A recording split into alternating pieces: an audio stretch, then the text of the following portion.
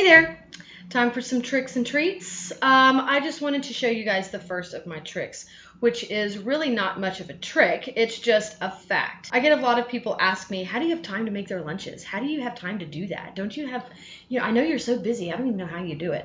Well, let me tell you how I do it. I just get up and I spend the 15 minutes that needs to be spent in the kitchen. And sometimes it doesn't even take that long. If you get really crafty and you think about it, sometimes you can turn dinner into a really quick way to make lunch. For example, this evening I had a crock pot chicken that I cooked. So whenever I was done feeding the kids, I peeled off some of the rest of it and put it into their lunchbox for their meat tomorrow.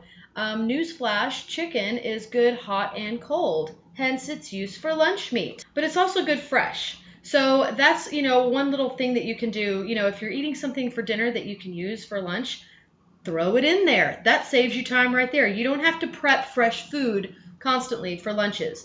Another thing I do is on Sundays, I will cut up a lot of vegetables in advance. Celery and carrots. Now, cucumbers don't stay as long, so I would tell you to cut the cucumber as you use it. But still, how long does it take to cut 10 slices of cucumber? The one thing that I have, I get met resistance on, not really met resistance on, but been like, oh, really? Is in regards to the apple. I don't know how many of you cut apples on a regular basis, but it doesn't take that long to slice up an apple. When you give your kid an apple in this form to go to school, unless your kid is like crazy about apple cores, they're not going to get near as much apple out of their apple as they will if you cut it into slices. They will eat pretty much 95% of the apple. We'll say 90 because I'm not a statistics genius.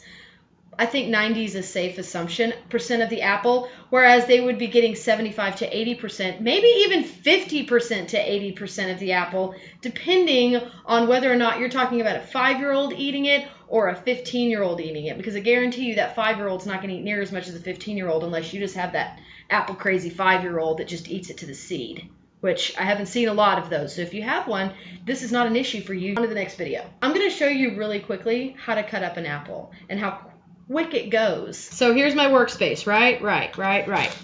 You cut it in half using a paring knife, which is what I'm using here. It's got a short blade, so it's easy to maneuver and work with. Whereas a really big knife, you're going to cut your hand, or at least make people think you're going to. Okay, so we've got 2 halves here. Now I'm going to take each 2 halves, 4 quarters, whatever. I'm going to cut them like so.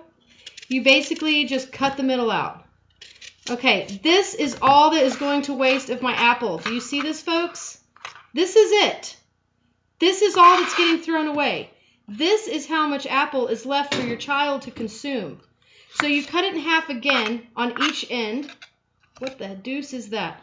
Okay, and you're going to cut it again, cut it again, cut it again. So now we have 8 fat slices, right? Right.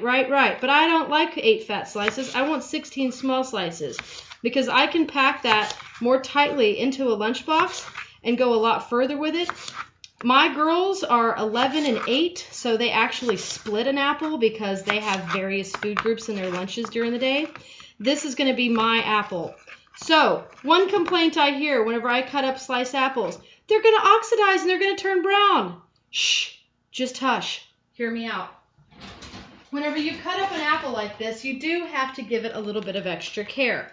I.e., if you're a baggy person and you're not using a fancy schmancy bento lunchbox, that's okay. There's still no excuse for oxidized apples, because all you do is get your apples in a baggie, get them scrunched down like so, do the baggie like this, and suck the air out.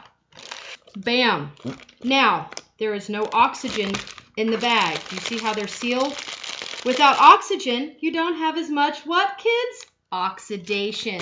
So there you have your apples cut like so. Example B, how to use your sliced apples, is to put them nicely and neatly into a bento lunchbox like so. If you stack them like this, where they're switching back and forth, their sides are covered and they're touching each other and they won't oxidize as quickly. So that's another way that if you're using these kind of open lunch boxes that you can, do to keep them from oxidizing too bad. There is going to be a little bit of oxidation, but it's not that bad.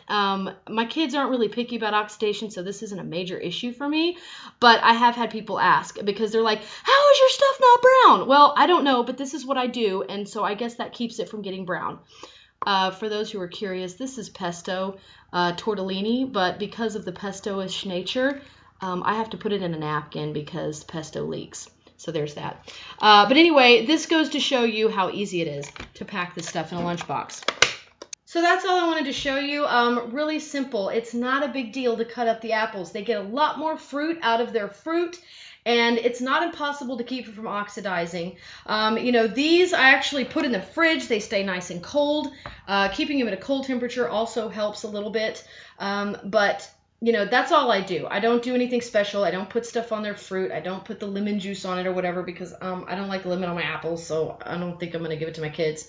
But that's my method. That's what I do. There's my tip for this time. If y'all have any questions or anything you have questions about that you want me to do in this series, please put them down below. I would love ideas for this series. I've put up a new album on my Facebook page, so it's got a bunch of other lunch ideas. So if you're interested at all in any of this stuff, go to the link below and click on my Facebook page, click like, and you will see there. I also have a blog called Bento Madness at blogger./ilovethislunchbox.com. I'll put a link down below for that as well.